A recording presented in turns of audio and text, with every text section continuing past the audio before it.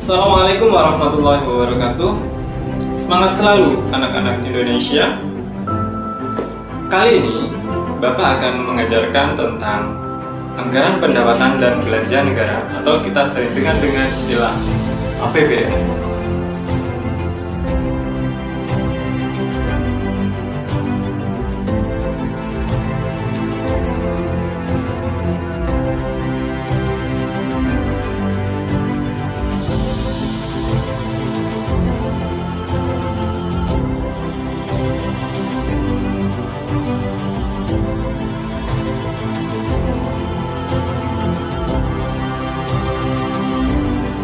Tentu kalian sudah memahami apa definisi dari pendapatan ataupun belanja.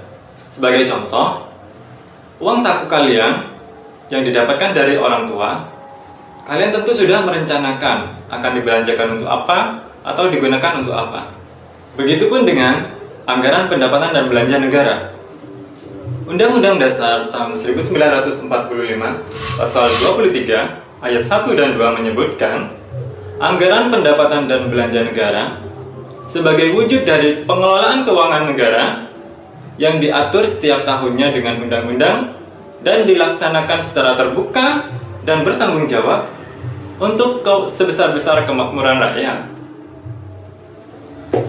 Prosesnya, rancangan undang-undang anggaran pendapatan dan belanja negara diajukan oleh Presiden untuk dibahas bersama Dewan Perwakilan Rakyat dengan memperhatikan pertimbangan Dewan Perwakilan Daerah. Nah, jika kita sudah memahami definisi dari anggaran pendapatan dan belanja negara, selanjutnya kita akan mempelajari format atau postur APBN. Yang pertama yaitu pendapatan negara dan hibah. Kemudian yang kedua, belanja negara. Kita akan membahasnya satu persatu. Diawali dari pendapatan negara. Pendapatan negara terdiri dari penerimaan pajak dan juga penerimaan negara bukan pajak. Penerimaan negara dari pajak bisa berasal dari pajak dalam negeri ataupun pajak perdagangan internasional. Sedangkan penerimaan negara bukan pajak bisa dari penerimaan sumber daya alam, kekayaan negara yang dipisahkan, dan juga penerimaan negara bukan pajak lainnya.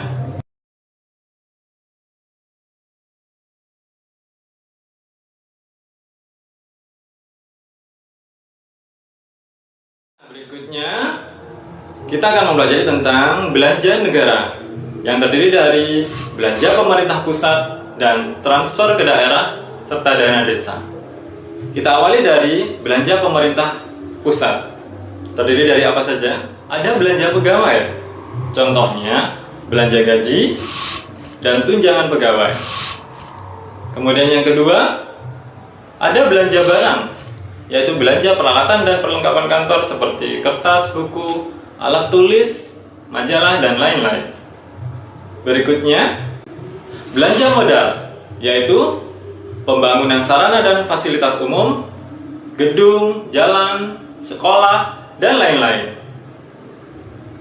Berikutnya juga ada bunga utang, yaitu dipergunakan untuk pembayaran bunga utang pemerintah.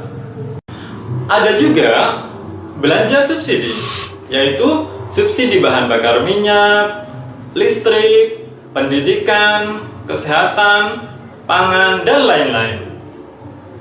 Nah, yang tidak kalah juga ada hibah, yaitu pengeluaran pemerintah dalam bentuk uang, barang, atau jasa yang diberikan kepada negara lain ataupun organisasi internasional. Ada bantuan sosial.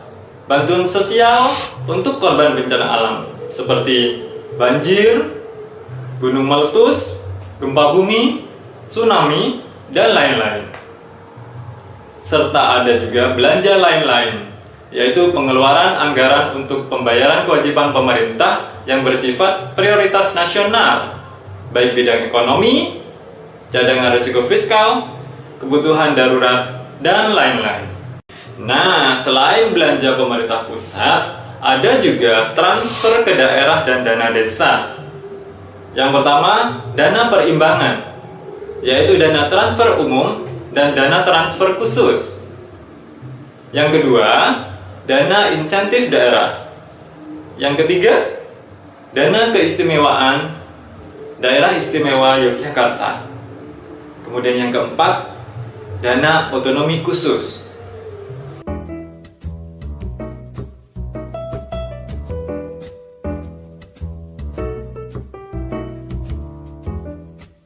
Di dalam postur anggaran pendapatan dan belanja negara, ada juga yang dimaksud dengan keseimbangan primer, yaitu total penerimaan negara dikurangi dengan total belanja negara, yang mana tidak termasuk pembayaran bunga utang.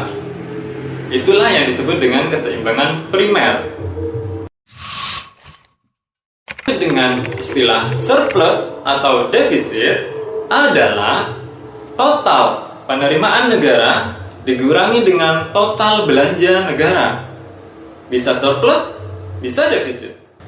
Nah, anak-anakku, bagaimana? Kalian tentu sudah bisa memahami apa itu definisi APBN, kemudian postur atau format APBN. Semoga apa yang kita pelajari kali ini bisa bermanfaat untuk kita semua.